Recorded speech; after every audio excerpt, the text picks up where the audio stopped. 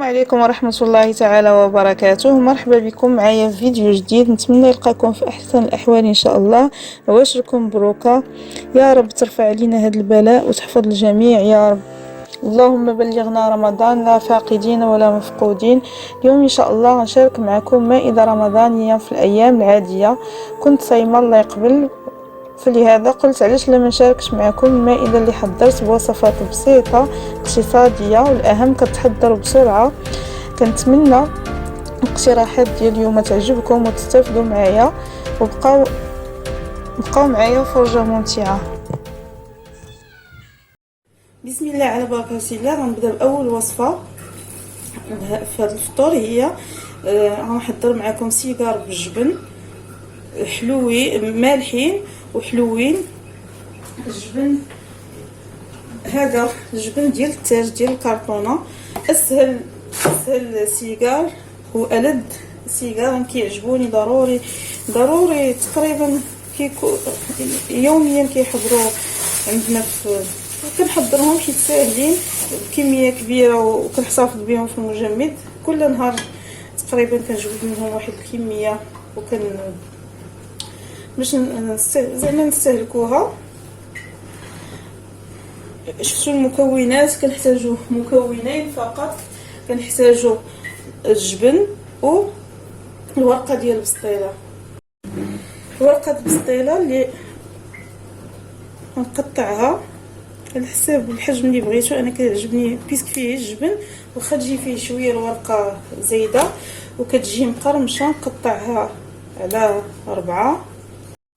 من بعد ما قطعتها نجمعها في فيلم اليمونطير باش ما تقطعش. هنا بالنسبه للجبن السيجار الجبن المالح درت معاه رشه ديال الزعتر ورشه الحار ونخلطهم. الا بغيتو تنسموهم، بغيتو تخليو غير المذاق ديال الجبن بوحديتو تخليوه حتى هو كيجي لذيذ. تقطعوهم بالحجم اللي بغيتو. انا قطعت فيه تقريبا سنتيم. وهادو ديال اللي غيكونوا حلوين قطعتهم زعما السمك ديالهم اقل من هادو المالحين،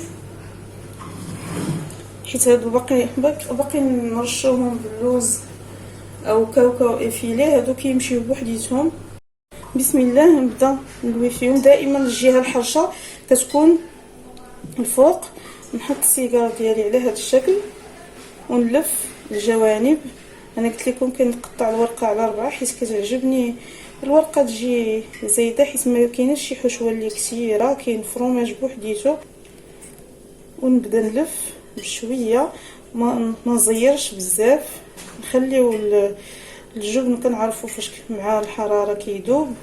نخليو ليه اللوي بلا ما نزير، نخليو ليه فيني يذوب. كيجي على هذا الشكل. دائما الجهه الحرشه الفوق ندلوي طرفين بجوج بهم ونلف بلا ما نزير. بغيتو تسدو بالماء والطحين سدو، بغيتو انا ما كان الا كانت الورقه طريه ما كنحتاجش نسدوها. وغنستمر بحال هكا تنسالي الكميه اللي عندي كامله نفس الطريقه اللي غادا ندير حتى بالنسبه للسيجار الحلوين.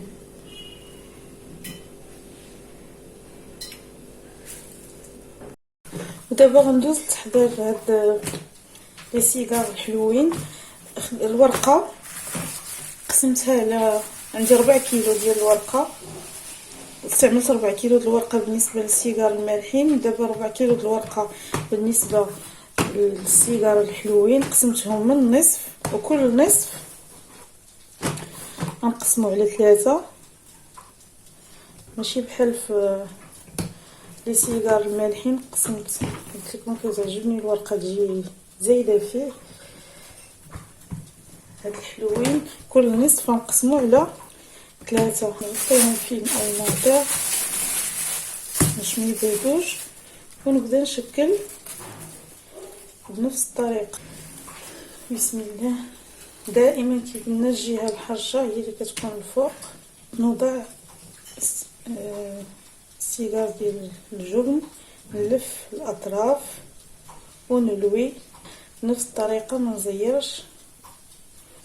كيجيو بحال هكا اسهل سيجار مالح او حلو ممكن تحضروا، ما كيتطلبش الوقت. كتقطعوا الجبن، كتكون عندكم الورقه، وفي نفس الوقت كيجي لذيذ وكيجي راقي هذا الحلو في المنظر.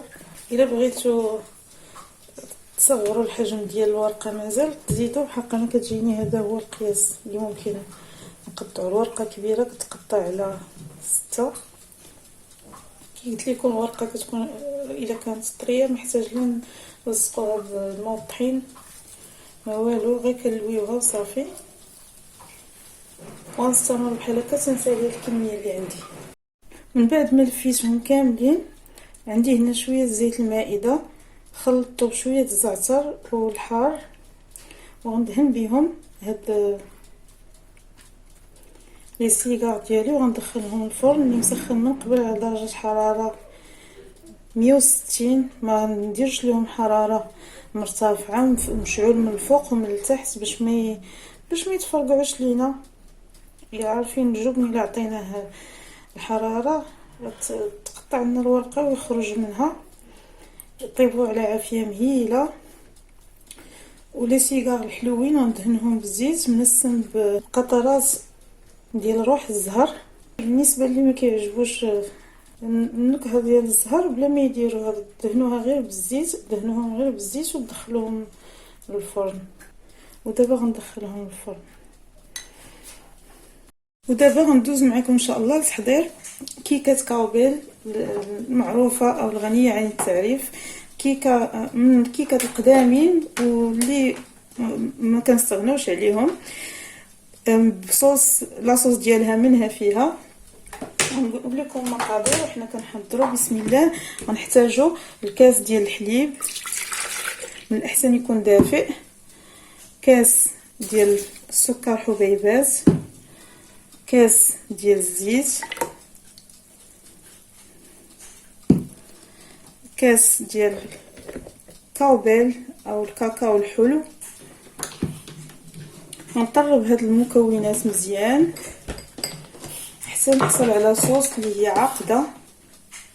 غنطربهم مزيان على السرعه القصوى ديال الخلاط الكهربائي، او ممكن تستعملوا ايضا ميكسور بلونجور حتى نحصل على القوام ديال لاصوص اللي بغيت. بسم الله. من بعد ما طحنات، هذا القوام اللي كنحصلوا عليه ديال لاصوص كيف ما كتشوفوا معايا، كتكون عاقده. غنقص منها واحد الكاس. بسم الله. الكاس اللي غنحتاجوه للتزيين. وباقي الخليط غنضيف ليه البيض. عندي 3 البيضات متوسطين، اما ديروا 3 البيضات متوسطين او 2 كبارين. درت البيض، غنضيف قبصه الملح، غنطرب هاد البيض مع هاد الكريمه مزيان. غنضيف هاد الكاس ديال الطحين، عندي كاس ونص كيف ما كتشوفوا معايا، كاس ونص ديال الدقيق الابيض. غنضيف الخميره الحلويات 2 ساشيات ما يعادل 16 غرام. غنضيف ربع ملعقه ديال بيكربونات الصودا. على هذا الخليط ديال الكيك عندي هنايا القرقاع وحبيبات الشوكولاته، الزبيب واللوز مهرمشين اللي غبرتهم في شويه ديال الطحين وغربلتهم من الفائض ديال الطحين. غنصب هاد الخليط ديال الكيك في هاد المول. ممكن تستعملوا اي مول بغيتو. انا هذا عندي القطر ديالو 28 سنتيم. ما بغيتش الكيكه تجيني طالعه بزاف. الا كتعجبكم تجي طالعه ديروا قطر اصغر من هكا 24 سنتيم ولا. وغنصبها في المول وغندخلها الفرن اللي عندي مسخن من قبل على درجه حراره 180 تطيب من التحت، عاد نشعل عليها الطيب من الفوق. كتستغرق تقريبا نصف ساعه. الخليط اللي بقى عندي اللي حيت ديال الصلصه ديال الكيك غنديرو في كاسرونه ونخليه حتى يسخن فوق النار. وغنضيف عليه 10 القطع ديال الشوكولاته باش تزيد تعطينا اللون ونكهه الشوكولاته، وقبصه الفاني وغادا نديرو فوق من الكيك ديالي، غنخرجوه وهو سخون، ندير فوق منه هاد الصلصه. من بعد ما خرجتها ندير فيها ثقوب على هذا الشكل،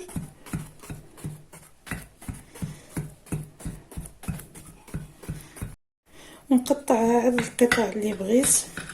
بسم الله. كنديروا ليها الصلصه ديالها او هذيك الكريمه وهي سخونه.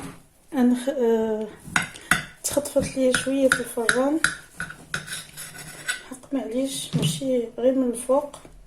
وكندير فوق منها هذه الصلصه ديالها اللي ضفت ليها الشوكولاته كيف ما قلت لكم سخنتها.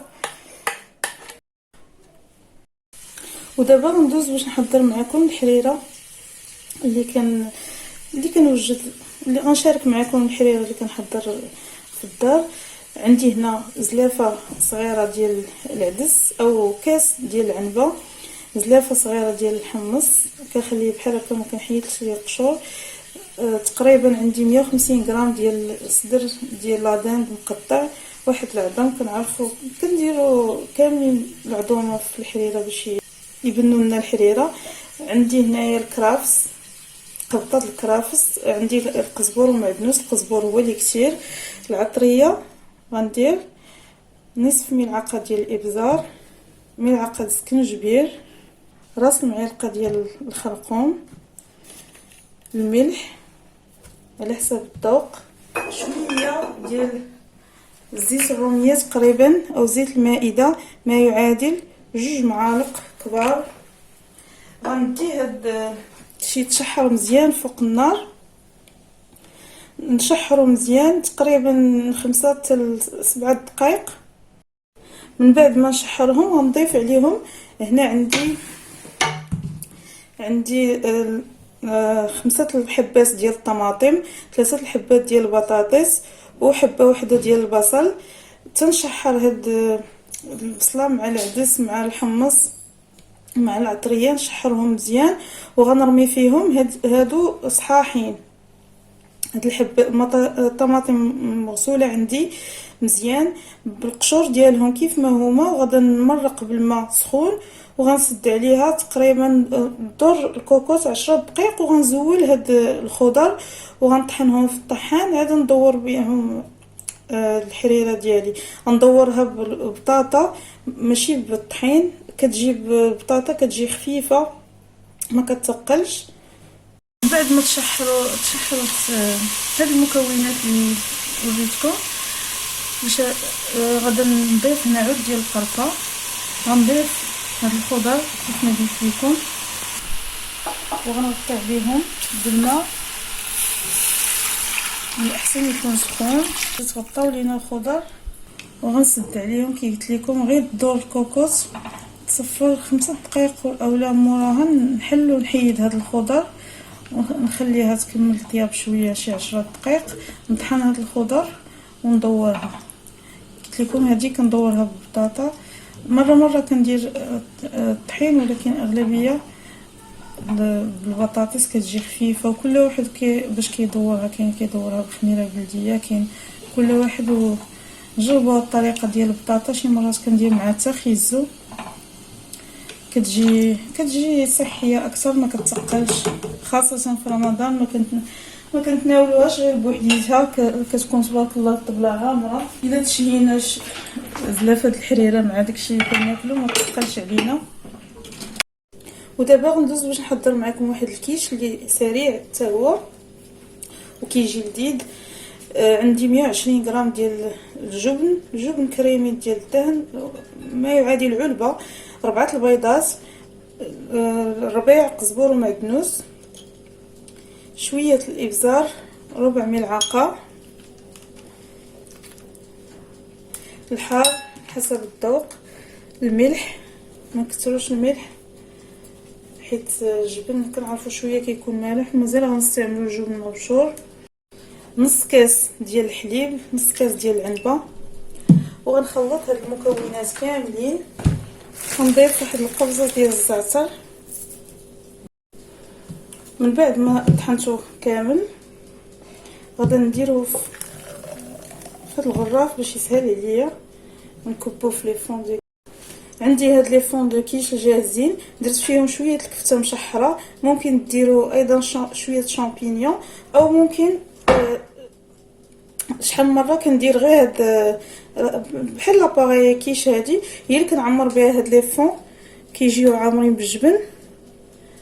الكفته مشحره مع شويه الربيع والثومه والحار، ما نعمروهمش بزاف حيت فاش كيدخلوا الفرن كيتنفخوا باش ما يفيضوش لينا. غندخلهم الفرن اللي مسخن عندي من قبل على درجه حراره 180 مشعول من الفوق ومن التحت، ما نغفلوش عليهم حيت عارفين لي فون ديجا طايبين. يلا كيطيب هاد كيشد راسو، هاد الكريمه كتشد راسها، وكنخرجهم نرش فوق منهم فروماج ونرجعهم يذوب عليهم فروماج ونقدمهم. من بعد ما طابوا هاد لي سيغار ديال الجبن شفتوا كيف كيجيو على هاد الشكل، هادو حلوين. غادي نغطسهم بحال هكا على هاد الشكل في العسل وهما سخونين، ونحطهم في طبق تقديم. العسل كي قلت لكم كيف ما نسمت الزيت بقطرات ديال روح الزهر، حتى العسل عندي منسم، ممكن نسموه بلي بغيتو بالزهر او الفاني او زهرة البرتقال. غنغطسهم كاملين على هذا الشكل، ونرش من فوق منهم اللوز افيلي ونقدمهم. من بعد ما حليت على الكوكوط حيدت البطاطا كيف ما قلت لكم. هذيك الخضر اللي درت مع المطيشه شفتوا فاش كطيب كتطلع فيها الغليه، كيسهل علينا كنحيدو من هذا القشور بسهوله. كنتظروا عليها تحيد منها السخانه ديال الكوكوط، السخانه الحراره الكثيره. كنقطعوا قطع البطاطا وكنطحن كل شيء وكندور به الحريره ديالي. من بعد ما طحنت هذوك الخضر الطماطم مع البطاطس والبصله، شفتوا القوام ديالها كيفاش كيكون. دابا ندور بها الحريره. بسم الله. فرغت الخليط ديال اللي طحنت ديال الخضر مع اللحم ونحمص. الا بغيتو تزيدو تعطيوها اللون ضيفوا مركز الطماطم. انا ما كنستعملش مطيشه الحك. شفتوا معايا كيفاش كيجي القوام ديالها، ماشي جاريه وماشي خاتره. الا بغيتو تزيدو تخطروها اكثر من هكا، ما تكتفيوش غير البطاطس، ضيفوا هاد الخضر فاش طحنوهم ضيفوا معاهم معلقه ولا جوج ديال الدقيق الابيض، ونضيف واحد الحفنه ديال الشعريه السفه. ممكن نتوما تستعملوا، انا كتعجبني الشعريه السفه نستعملها في الحريره، بغيتو تستعملوا الموين او الغليظه اللي بغيتو. ونضيف ايضا معلقه تقريبا ديال الكرفس. كاين اللي كيستعمل حتى الرز في الحريره، مرات انا كنستعملو. دابا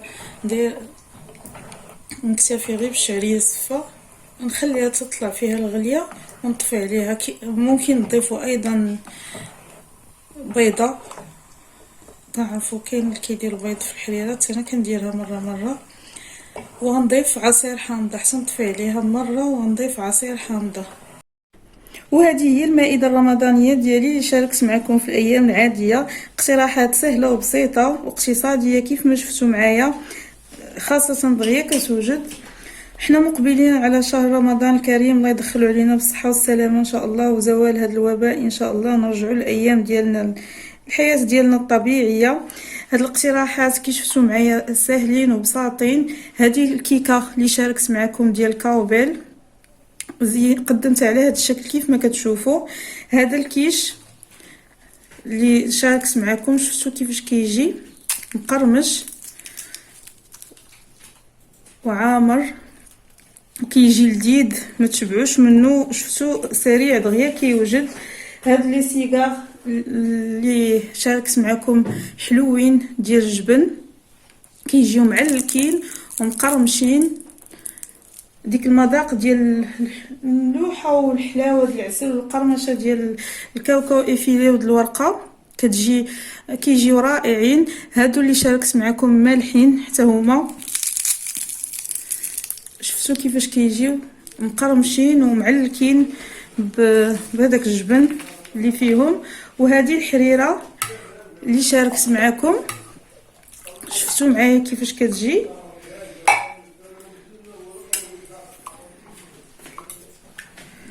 شفتوا معايا كيفاش كتجي القوام ديالها. كتجي هي هذيك ماشي خاتره ماشي خفيفه. نتمنى الاقتراحات اللي شاركت معكم اليوم يعجبوكم وتطبقوهم وتشاركوني التطبيقات ديالكم. وما تنسونيش بالدعاء، واللي كيزور القناه لاول مره ما تنساش الى عجبك المحتوى تشترك معنا وتفعل الجرس باش توصل بكل جديد. والى فيديو مقبل ان شاء الله. استودعكم الله الذي لا تضيع ودائعه. وهذه الكيكه اللي شاركت معكم شفتوا كيفاش كتجي واخا درتها في المول كي قلت لكم طالع، هي كتجي على من هكا. الا درتوها في مول القطر ديالو اقل كتجي مفشفشه. شفتوا معايا ومهويه لذيذه. نتمنى ان شاء الله تجربوا الوصفات اللي شاركت معكم.